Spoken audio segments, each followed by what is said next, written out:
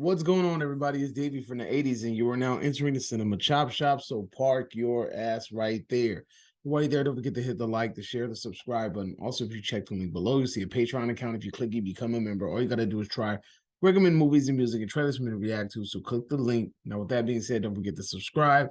Don't forget to like this video, and let's keep it on moving. So anyway, with that being said, we're going to be talking about today's episode 7, season 2, or episode 17, season 2, however you want to digest it.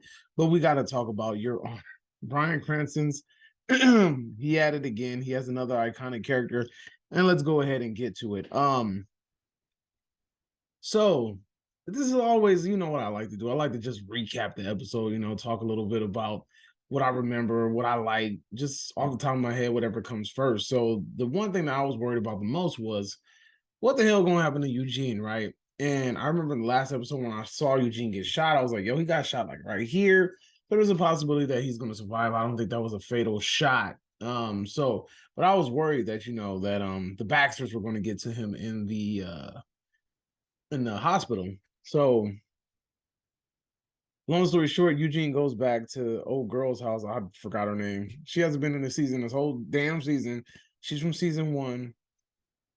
Forgive me if I don't remember her name, but she was Kofi's lawyer, the dude that Michael was banging out in order to kind of get a little bit of leeway because he was trying to use her in order to get one up on the opponents on the other end to kind of get what he needed to get done in season 1. Oh, that shit kind of rhymed. Anyway, he goes to her house. She finds him. He's mortally wounded. My man is dying on her couch, so she goes ahead and calls a doctor friend. Dr. friend walks up and it finds out that it's an OBGYN,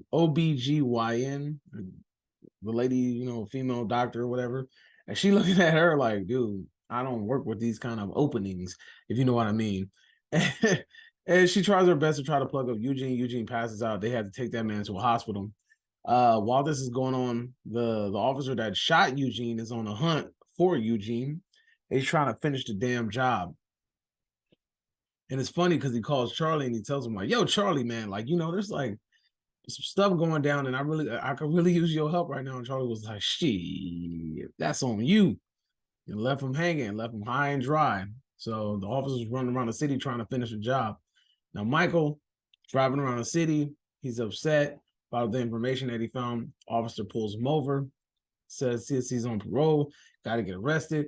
Turns out that this is the same officer. He has the same name as the officer that shot Michael's wife.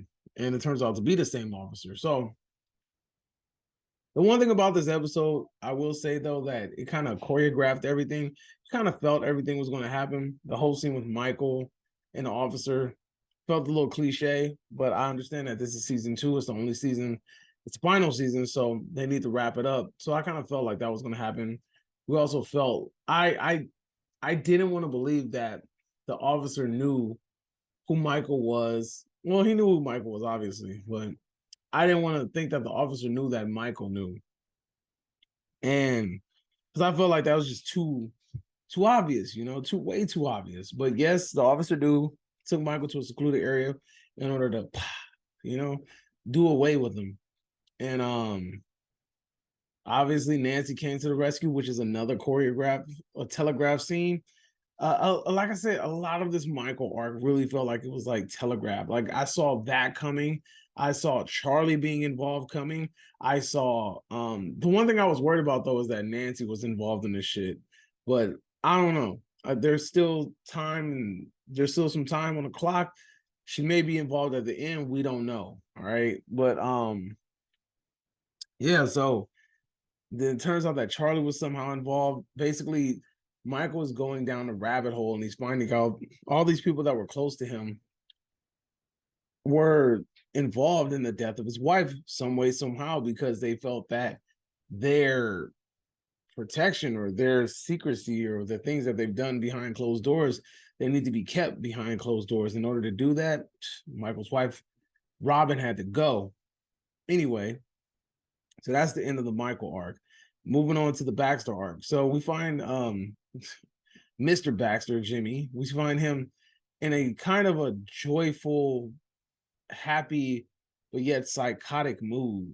And Gina just confused of all hell. She's like, "What the hell is going on with this dude? What is going on with him?" Carlos the same way. They don't know what's going on with him. He seems like he's especially he's just way too chipper for somebody that found out that his daughter ran away and to find out that Carlo almost got killed and all this other crazy stuff. You know, and to have his manhood tested by his father-in-law, you know, and things like that. So he's just too happy, way too happy. And to find out that, you know, Jimmy killed Frank and then also insinuates that Frank and Gina was fucking, which became kind of obvious after a while. You know, it became a little bit too obvious after a while. And my wife pointed something out to me. She pointed out that Carlo doesn't really look like Jimmy. He looks a little redheaded, kind of like, you know, what's his name? Frank, the bodyguard. And that might be, you know, a property of Mr. Irishman. He might have gave her some lucky charms and followed the rainbow and then found himself a pot of gold, you know what I'm saying? Anyway, long story short, she's upset that Frank got fired. Jimmy throws it back at her like, you would be mad, bitch. He doesn't say that, but you know, it's insinuated. But again, a lot of these things feel like they've been choreographed or telegraphed or kind of hinted at throughout the season. So it's not really like, you know, surprising. I did like how the nurse was trying to look out for Eugene, but you know, it failed at the end. That cop was just too smart. Asked that security guard to go ahead and do the check. Does that kid look Mexican to you? He's black. You know, I was like, what the fuck? Anyway, so yeah, that was a trip. But she tried her best to try to look out for the young man. Didn't help. But again, the fate of Eugene is dangling in the sky. Eugene has now said his name, and here we are, man. We're back in square freaking one. Eugene, if Eugene says who he is, the cops are looking for Eugene. He ends up no, but the good thing about it is he has a hell of a fucking lawyer to defend him. If that's the case. But if he does go to jail, there's a possibility that Desire is gonna do something to him because maybe Big Mo might have him taken out. Look, this is what I think is gonna happen.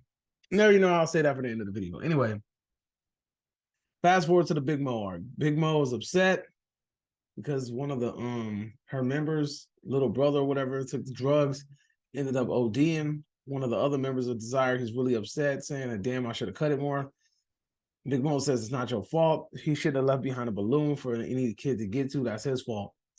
And there's a little friction between Big Mo and the family of the young deceased boy. And they feeling like Big Mo don't give a shit about nobody but herself, give a shit about nobody but the company, not the company, but the nightclub. And Big Mo's losing track of running the organization. You know what I'm saying? And I could definitely see that. I could definitely see Big Mo kind of like trying to teetering on the edge of being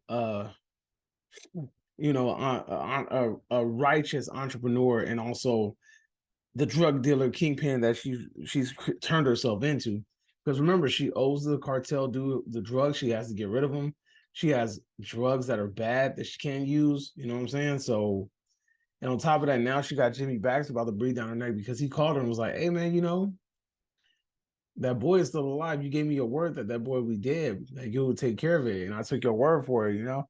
And basically, she just said, "It's whatever you want to do. You want to shoot it out, we can shoot it out. You want to talk it out, we can chalk it out. You know what I'm saying? It is what it is. Like, bring it. Whatever you need done, let's get it over with." So it looks like it's probably about to be an all-out war between the Baxters and Desire. Now, I don't know how this shit is going to get handled, but it don't look like it's going to end pretty. But this episode was, again, this TV show keeps me at the edge of my seat all the time. It keeps me guessing what's going to happen next. Well, not really guessing, but even though I can see it from a mile away, it still comes off as not a surprise, but yeah, like I said, it still comes off as a surprise, still comes off as entertaining, still comes off as fun. And I really do enjoy the show. I have not found a boring episode yet. And for a show that's, like I said, ending after 2 seasons, feels kind of abrupt, but this was always intended to be a short show. It still does it very well. So I can't wait to, I think we only got like 3 more episodes left, but I cannot wait. The show's excellent. Let's see how they wrap it up. But final thoughts and my prediction, I really think that there's a possibility that Eugene's gonna end up going to jail for killing taking a shot at Carlo and killing Adam. He's gonna go to jail and he's gonna be approached by Desire, and he's gonna find out that Little Mo overthrew Big Mo and Desire, and he put in a call for Little Man to be watched out for while he was in jail. I think that would be a very interesting ending, but I feel like that shouldn't be the ending, if you know what I mean? Because at the end of the day, Eugene has been through enough. He's been through a lot. I really feel like he shouldn't really, he shouldn't suffer anymore. He shouldn't be suffering anymore. He shouldn't be hurting anymore. He shouldn't be going through anything anymore. He's done enough. He's lost enough. Come on, cut Eugene a break. Michael's arc is basically ending. We're going to continue to go down the rabbit hole and expose the people that were involved in his wife's death, because it seems like it was the people closest to him. We'll finally find out the end of the Baxter arc. How's it going to conclude? Is Gina going to be the fall of the family? Is Big Mo going to be the fall of the Baxters? Like, how's this going to work? On top of that, I kind of, like I said, I saw Fia going to Michael's house and trying to sleep at his house or whatever, because she can't trust her family and she won't love her family. And I see Jimmy finding out about this and becoming irate, because it's Jimmy we're talking about here. He's so upset that the relationship that he wants with his daughter, he can't have. And this man that doesn't want a relationship with his daughter seems to have the relationship that he wants with her. But, it's neither here nor there. So we'll see where this goes. But again, what's you guys' predictions for next week? Do you guys think, what do you think is going to happen between Jimmy and Michael? We know that they're going to have some words exchanged very soon because Sophia's at his house. Then what else? Do you think Big Mo is finally going to bite the dust? Is it going to be is it going to be in the hands of Little Mo? Or is it going to be the hands of the Baxters? Will the Baxter boys, will they die? You know what I'm saying? Will they end up dying? Will all the Baxters die? It makes me wonder if secretly Jimmy killed Carmine Canty, if he killed him behind the scenes, because he's way too cheerful, way too happy, and he's too peppy. I don't know, but we'll see. Anyway, that's my review / recap. Let me know if you agree or disagree, whatever the case may be. Drop it in the comment section down below. You are now exiting the Cinema Chop Shop. Hope you guys have a magnificent day. Adios, homies.